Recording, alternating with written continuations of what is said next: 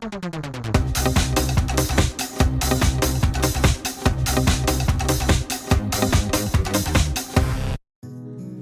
to It's Good to Be Smart. I'm your host, Dr. Dave Mulder. I love to learn new things, and I hope you do too, because it's good to be smart. Today, we're talking about a man who played with invisible gases, hung out with revolutionaries, and accidentally helped launch modern chemistry.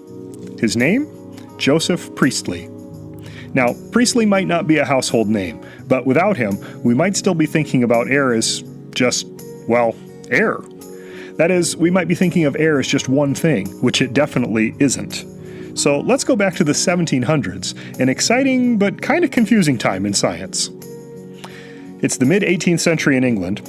Science, at least what we now call science, is still growing up. Back then, what we call chemistry was often mixed up with something else, alchemy. Alchemy was a mix of science, philosophy, and a little bit of magic. Alchemists were trying to turn lead into gold and find the elixir of life. Maybe that sounds more like sorcery than science, but alchemists' experiments, strange as they were, laid some of the groundwork for modern chemistry. They were learning how substances changed when mixed or heated, even if they didn't always understand why they behaved that way. And now let's meet the man of the hour, Joseph Priestley. Born in 1733, Priestley was a curious guy. He was a pastor, a teacher, a political thinker, and he loved to experiment, especially with air, or what people at that time called airs, because they believed there were different kinds of air. But no one really knew exactly what this meant.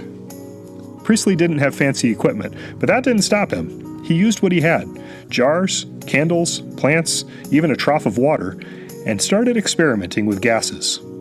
He noticed strange things. For example, if you put a candle in a sealed jar, it goes out after a while. Okay, sure, but what does that actually tell us about the air? But Priestley was curious. He kept on playing around in his primitive laboratory, and in 1774, he did something pretty amazing. Using a large glass lens to focus sunlight onto a sample of a substance called mercuric oxide, he collected the gas it released as it was heated by the sun. When he placed a candle in the jar with that gas, it burned brighter and longer than in regular air. And then he put a mouse in that same jar, and the mouse lived longer than in normal air. Priestley realized something. This gas must be especially good for breathing and for burning. He believed he had discovered a new kind of air. And you know what? He was right. Well, kind of. Priestley wasn't exactly right about what he had discovered. He called the air in the jar dephlogisticated air, because he still believed in an old theory called phlogiston theory.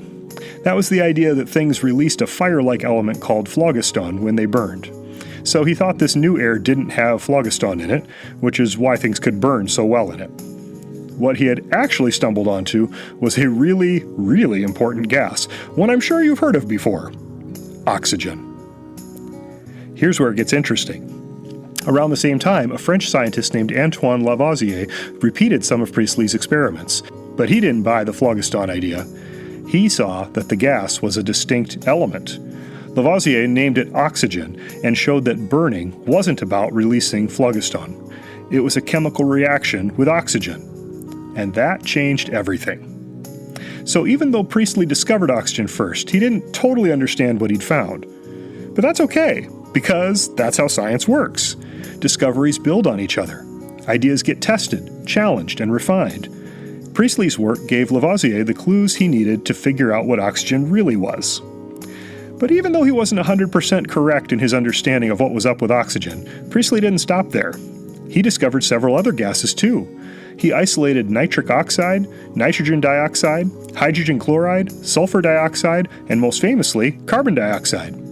He even discovered that plants could restore air that had gone bad, like after a candle had burned in it. He put a mint plant in a sealed jar and found that later a candle would burn again. This was one of the first experiments showing how plants produce oxygen. So, basically, Joseph Priestley helped us realize that air isn't just one thing.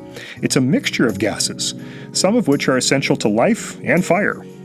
He cracked open the invisible world of gases and helped transform chemistry from a mystical art into a true science.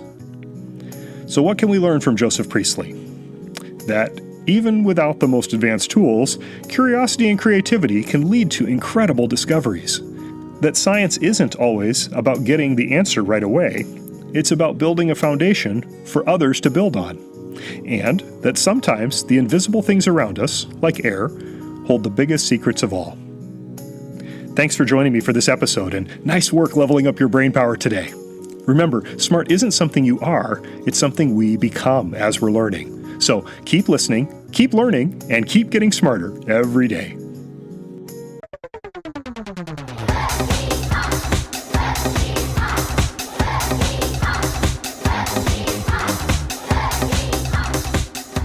It's Good to Be Smart is created and produced by me, Dr. Dave Mulder, with the support of the National Science Foundation through the Robert Noyce Teacher Scholarship Program. Subscribe to this feed so you'll never miss an episode. And check out our home on the web, goodtobesmart.com. Until next time, keep asking questions, stay curious, and keep learning, because it's good to be smart.